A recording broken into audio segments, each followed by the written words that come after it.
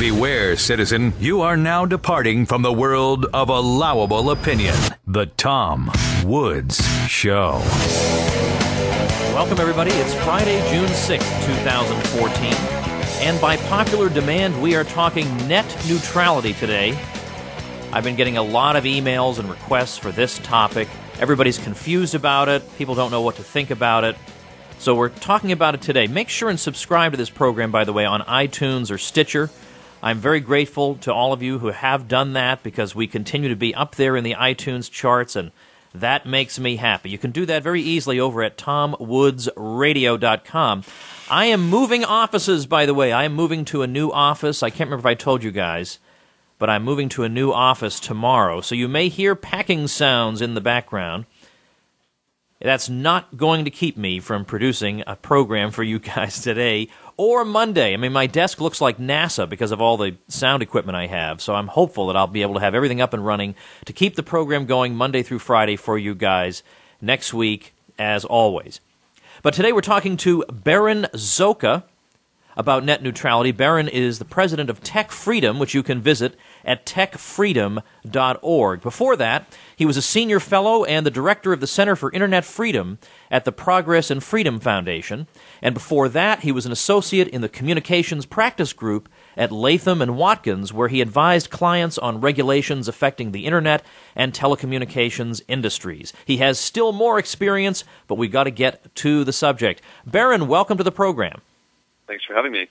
I've had so many requests for a show on net neutrality. It's a topic that so many people are interested in hearing discussed because, well, they don't know what to make of it. It's a techie sort of subject. It's complicated, and yet it's a subject on which not only everyone is expected to have an opinion, but everyone is expected to have a particular opinion. So I'd like to get a dissenting voice here, and you seem like the perfect person to do that. But let's not get ahead of ourselves. Let's start off with what exactly is net neutrality? What is the problem that people who favor net neutrality say they're trying to solve? Well, it depends who you ask. They say they're trying to solve a few different problems, but normally the way that this is framed is in terms of Internet freedom.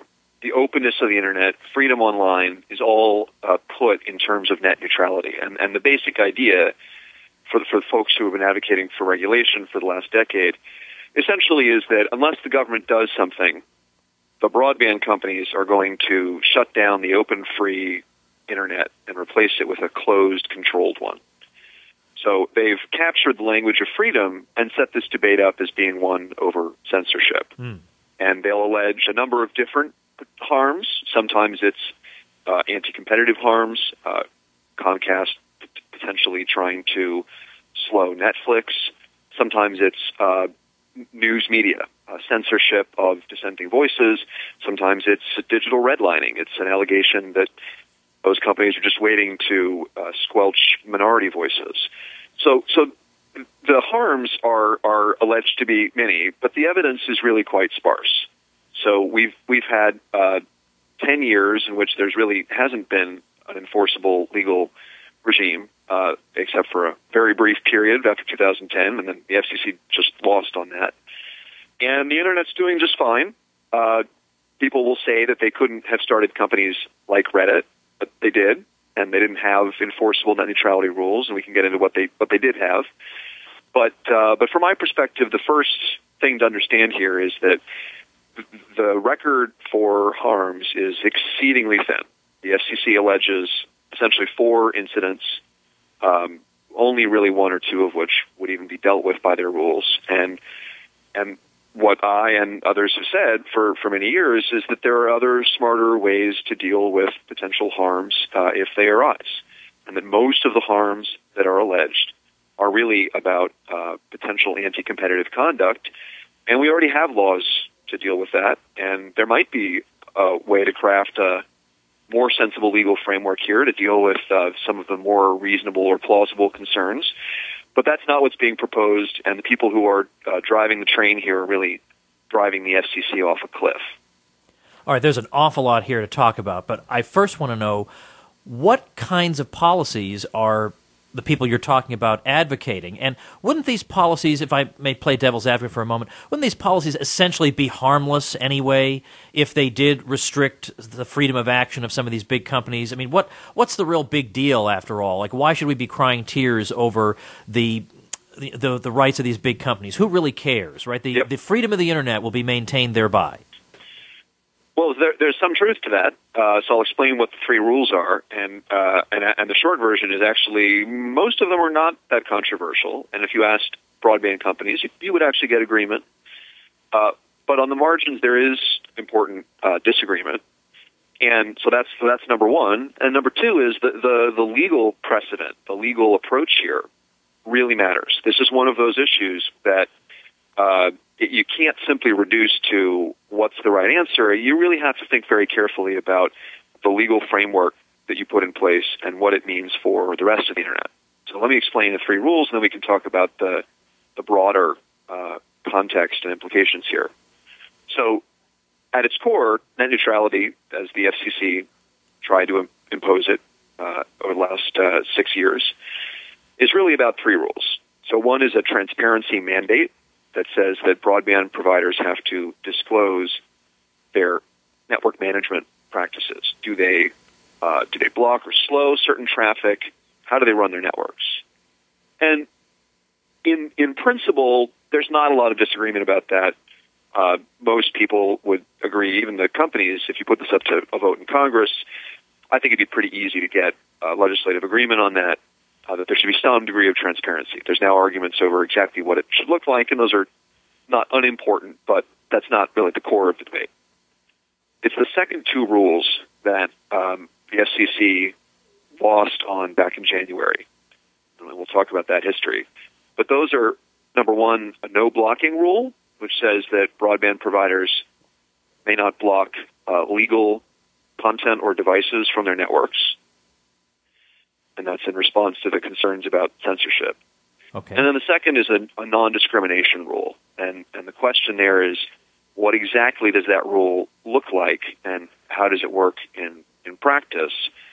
And just to start, we already have some version of that with antitrust law. If you have market power and you discriminate against your rivals in a way that harms consumers ultimately, that's already potentially illegal. So the question for that rule is, how do you structure it? And the short version is it was created in 2010 as essentially a ban, a de facto ban, although the FCC didn't exactly say this, on allowing broadband providers to enter into arrangements with a particular content provider to prioritize their traffic, to give them premium delivery within the network. And so that's really where the debate is, how should that rule be structured? Well, is there a reason from the point of view of the public welfare that, now leaving aside private property and the rules of the free market, from the point of view of the public welfare, is there a reason that we should favor allowing companies to make these kinds of deals with other institutions? Yeah, that's a great question. That's really at the heart of this debate. I will say that there hasn't been a great demand for that in the past, but I think you're starting to see more services where that's likely to be relevant. So one of the things that people get confused about in these debates is they think that when we talk about making some form of prioritization legal, that suddenly the internet is going to fundamentally change, and that there's going to be prioritization of lots of services, and other services are going to be in the slow lane. I don't think that's ever been realistic. I think what we're talking about here is, on the margins, certain kinds of services that are very bandwidth intensive, like Netflix, which right now takes 30 to 40% of peak traffic on the internet in the U.S., or certain services that require premium delivery, doing telemedicine, VoIP, talking on the phone. There are certain kinds of services that are fundamentally different from browsing the internet. And so the issue is some of those providers might very well want to pay for premium delivery of their content. And to answer your question, I think that's actually very much for the good. That in particular, although this debate often gets set up as a debate over broadband companies trying to kill small so-called edge providers of content services, in reality, it's the smaller providers that actually probably stand to benefit more from being able to pay for prioritization, because that perhaps can help them level the playing field against well-established, large content providers that already have built, through the expenditure of billions of dollars, the delivery networks that get you your Google and your Facebook and Netflix. So there are actually good reasons to think that that prioritization can allow for innovative business arrangements here as in the rest of the economy. And then on the whole, that those are going to be good for consumers, and we should presume that they're lawful, and that the burden should be upon the government or a private plaintiff to assert why a particular arrangement might actually harm consumers. That's how antitrust law works, and that's how reasonable regulation of net neutrality might work. But that's not really what the FCC has been trying to do until now. What's the deal with Comcast and Netflix then? I know that the Internet was not initially designed for large-scale video streaming, and yet that's an overwhelming proportion of what, or at least it's a very substantial portion of the type of activity that goes on over the Internet. How is that related to why Comcast might want to slow down Netflix? What interest would it have in doing this? Well, from my perspective, Comcast has never been trying to slow down Netflix. The debate, framed properly, is whether Comcast should be allowed to prioritize certain services, whether Netflix or, more importantly, the competitor to Netflix should be able to strike a deal with Comcast to pay for premium delivery within Comcast network. But what Netflix has done has been very politically smart. They really, more than anyone else, they have so demonized this issue that they've caused the FCC to potentially change course a little bit by conflating net neutrality, which is what happens inside the Comcast network. So remember, the Internet is a network of networks, and so the Internet is not Comcast. It's all the networks that connect. Me. I get Comcast. You're on Verizon. There's a bunch of stuff in between. A bunch of companies out there like Netflix. Net neutrality is about my connection to Comcast, the so-called last mile. And Netflix has really managed to conflate that issue with what you might think of as the first mile. How does Netflix get their content to the Comcast network? And essentially, Netflix has always had to pay for doing that. In the past, they paid other companies. There were a bunch of companies that deliver traffic in peering relationships. And Netflix basically decided that they might be able to save money by striking a deal directly with Comcast, which they did. But why not try to get it for free? So they've been claiming that they shouldn't have to pay anything at all. I see. And that essentially would mean that other users of the Internet, people who are not Netflix subscribers or who are only light Netflix subscribers, that they would have to subsidize Netflix users or heavy Netflix users. So that's not a net neutrality issue, but it's gotten confused with net neutrality. And it also confuses all kinds of important concepts, because it sounds as if what we're talking about is the free flow of information and the free flow of the transmission of video. And this all sounds in the abstract like something very important and something that's fundamentally libertarian. But, of course, it has to take place in an atmosphere of mutual respect and mutual consent. It can't just be one firm badgering another into interacting with it on its own terms. So that both of these institutions have terms on which they'd like to interact with each other. Now, normally on the free market, when there's some firm that behaves in a way that offends consumers, so let's say you had some institution that was blocking independent voices that consumers wanted to hear. Well, consumers have ways of making these institutions pay. They have ways of making them feel pain. Do consumers have any way, in case these nightmare scenarios that net neutrality opponents are or proponents are describing, in case any of these things should actually come to pass, is there any way that consumers on their own can bring pressure to bear, or would this have to be resolved by government? Well, first, you're absolutely right that this issue has confused people who care about freedom more than any other I can think of, because it's been cast as freedom. Basically here, regulation means freedom. To answer your question, some of those people will say, okay, well, if we had 10, 12 broadband providers, then maybe we could just let the market work. Competition would take care of things. But we don't, so it's not going to work, so the government has to protect us. And they do have a certain point, which is that we are talking about a uniquely capital-intensive industry. So the cost structure here for broadband is unlike just about anything else in the economy. It's maybe similar to building streets, but unlike streets, we don't just have one. It's not what some economists would call a natural monopoly. We have at least two broadband providers out there, and in many markets, we're starting to get a third. So the debate really comes down to this: how much competition do you think is enough? And my point has been that there is no cable monopoly. That's a myth. It's true that the FCC and the federal government for a long time made it hard for telephone companies to compete with cable companies. They were actually barred from doing that for a long time. And it's also true that companies like Google Fiber, which are trying to deploy a third pipe, have had a hard time, mainly because of local governments. But those barriers to entry are primarily government-created. They're primarily actually streets. That most of this comes down to getting the right of way to put your fiber or cable or whatever under the public street. So there are some smart ways that you could deal with that problem. If you think about it, the only thing that's truly a natural monopoly here is the conduit under the street. And so there are cities, and the federal government has talked about doing this, that have a dig once policy where they put in an empty tube that anybody can rent space in, and then you can deploy your broadband system there. And that lowers broadband deployment costs by about 90%, and it increases the cost of the road project by about 1%.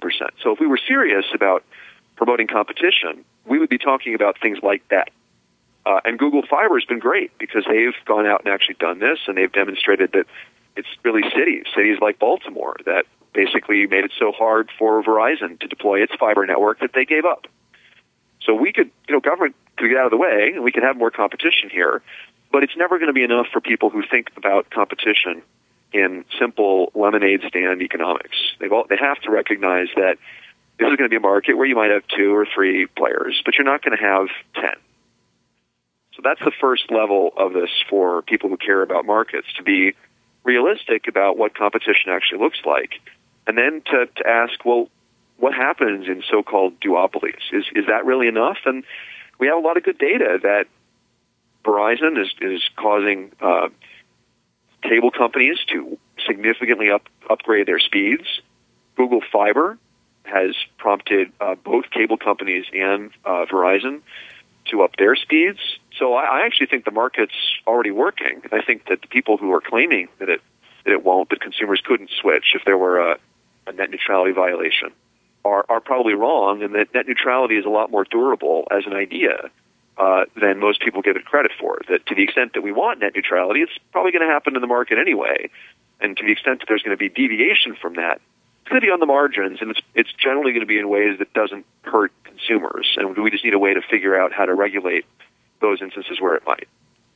Barron, I'm looking at an article of yours co-authored from earlier this year with an intriguing title, "The Feds Lost on Net Neutrality but Won Control of the Internet." Can you tell us about the second half of that equation?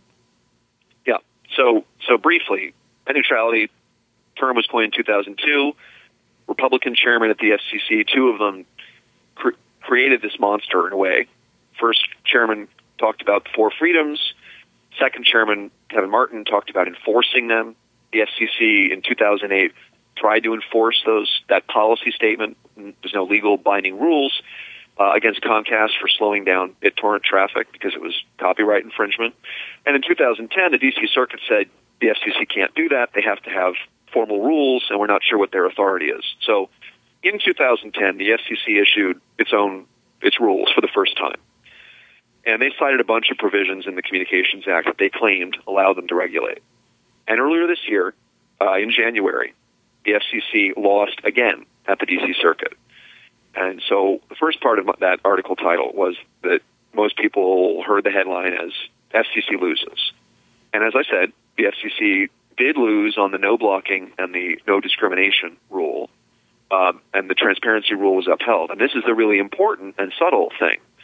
So the reason that the court upheld one of the rules and didn't just strike everything down was that they accepted the FCC's claim that this previously obscure section of the Telecommunications Act of 1996, Section 706, which says that the FCC should promote broadband deployment. The FCC claimed in 2010, after they lost in that first D.C. Circuit decision, the FCC claimed that that allowed them to regulate net neutrality, as well as anything else, basically anything in any way that they think will promote broadband deployment, so long as they don't violate some provision of the Communications Act. And so in that case, the D.C. Circuit said, yep, FCC gets to regulate whatever it wants, provided they don't violate some provision of the Communications Act. Here we find that these two rules, the no blocking and non-discrimination rules, are illegal because the Communications Act says you can't make a common carrier, like a public utility, you can't impose public utility-style regulations on lightly regulated information services under Title I. And so now the debate is the FCC is considering issuing new net neutrality rules, and the details are still to be worked out. They have two avenues for doing it. They can either use Section 706, which allows them to regulate, as I said, pretty much anything, but they can't go all the way to common carriage. They can't force you to treat all companies that come to you asking for service equally, and that doesn't sit very well with the net neutrality hardliners, because they say that's not enough, and commercially reasonable terms could still mean prioritization and fast lanes, so they don't like that option. And so they want the FCC to take broadband out of Title I, which is the lightly regulated information services that the Clinton administration first started putting broadband into, and put it into Title II, which is the regulatory system that was designed for the monopoly phone network. And so the debate that we're having right now in Washington is both about net neutrality and about this fundamental question of how the FCC regulates communications in general, and whether they should apply this regulatory framework that basically is from the 1930s, but actually really it's from the railroad era. It's 1870s era regulation for what were natural monopolies. And my short legal analysis is I don't think that either one of those is going to work.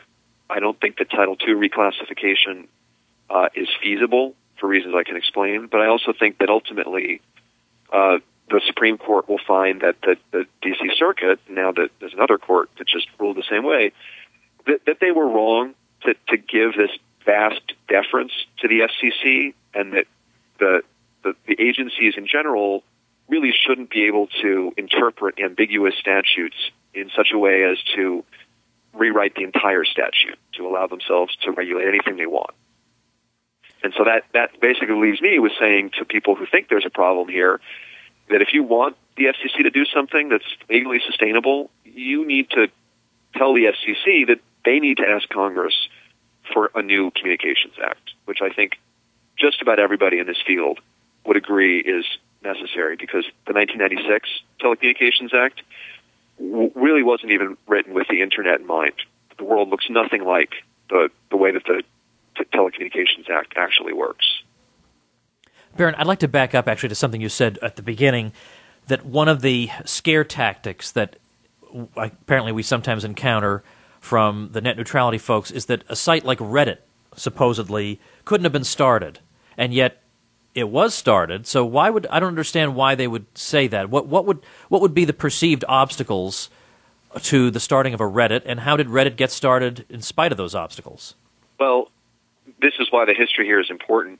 The people who say that essentially are claiming that we've had net neutrality in place since 2005. But as I explained, it wasn't until 2010 that the FCC actually issued regulations, and those were challenged immediately and were struck down. So on the one hand, almost everyone in Silicon Valley has convinced themselves that we used to live in this world where we had net neutrality legally enforceable, and then in January we lost that. Now we have to get it back. And that's just not true.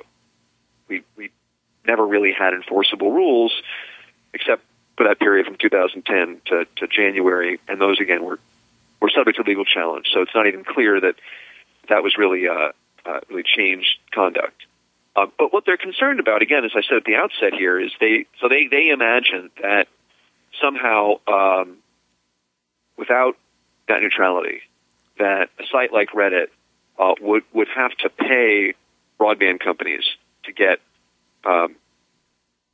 carriage, but as if they were a cable channel, or to be noticed, or that somehow, as soon as Reddit started, that Comcast would have said, "Oh, we don't like Reddit. We're going to launch our own version of Reddit. We're going to kill Reddit because our version of Reddit will load faster."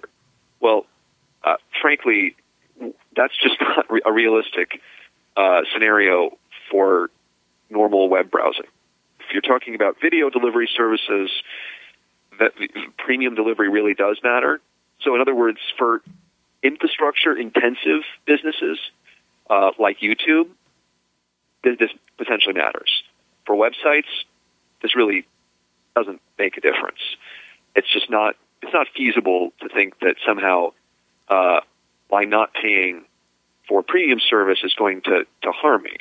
But if you're really concerned about that, what the FCC is proposing now in its proposed rules is actually a pretty reasonable way to deal with the problem, which is to say, to do essentially what the broadband companies seem to want to do anyway, which is to say something like, we're going to give everyone a basic best efforts network level of service. And if you want to pay for something more than that, you can. So that's where prioritization can come in. But that's only going to be used only on the margins. That's not, I think, going to affect a site like Reddit anyway. But, you see, those people have it in their minds that the ability to have fast lanes means that everyone else is in a slow lane. And so they are jumping up and down right now about any prioritization on the Internet. And they have also convinced themselves that if only the FCC would reclassify broadband as a Title II public utility common carrier, well, then it could ban prioritization. But that's just not true. That's not even what common carriage is. Common carriage, like with railroads, means you can charge different rates. You just have to publish a schedule of prices, submit them to the government, and then charge the same rates to similarly situated providers.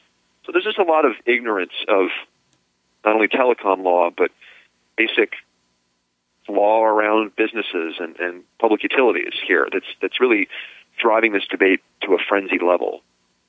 Baron, I know you have to run, so I'll just ask, if people want to follow your work, is techfreedom.org the place to go? It is. And the next, let me give you briefly a sense of what's going to happen here. The comments here are due July 15th, and then the reply comments are due September 10th. So we're going to be filing in both of those, and we'll explain in more detail what we think should happen here. And our short answer is this should be the impetus for a new Communications Act. And that's really the better way to govern the Internet going forward. We'll have more events here. We love hearing from people. You can follow us on at techfreedom.org, but even more so on Twitter, TechFreedom, and on Facebook. All right, we'll direct people there, and thanks for your time. You have helped us, those of us who are novices and not even at that level, to get a grip on what's happening. I appreciate it. Thank you. Thank you. And that is the program for today. Remember, I'm going to be in St. Paul, Minnesota, June 19th, and Nashville, Tennessee on August 15th. You can get the details on those events at my personal site, which is tomwoods.com. There's an events page there, tomwoods.com/events. Remember, of course, to subscribe to this program. What a shame it would be to have missed a precious gem like this episode. Do that at tomwoodsradio.com, where you'll find easy subscription links. Thanks for listening, everybody. We'll see you on Monday. The Tom Woods Show.